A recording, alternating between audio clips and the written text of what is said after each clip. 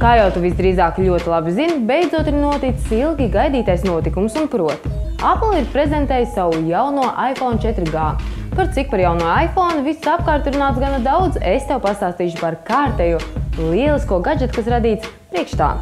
Domāju, ka tu man piekritīsi, ka iPhone ir pēdējo gadu lieliskākais gadžets, kāds ir radīts, un līdz ar to likumsakarīgi, ka tieši priekš viņa tiek radīts daudz un dažādas superīgas papildiekārtas. Šajā kategorijā ietilpst arī jaunie iPhone skaļņi, kam dots nosaukums iPig. Nosaukums, es tev teikšu, ir nu pat ļoti atbilstošs, jo tik tiešām jaunie skaļņu izskats ir veidots tā, ka tās izskatās pēc mazas cūciņas. iPig ir aprīkots ar 4 skaļņiem un 4 25 vatu subwooferiem. iPig lielākais pluss ir tas, ka tie izplatās skaņu visā telpā, jeb 360 grādu no skaņas objekta, jeb iPig. Bez tam iPig ir iespējams pieslēgt ne tikai iPhoneam, bet arī jebkurai citai ierīcei, datoram, TV un tā tālāk. iPig pieejams 3 dažādās krāsās – baltā, dzeltenā un rozā, un tas tev izmaksās $139,99.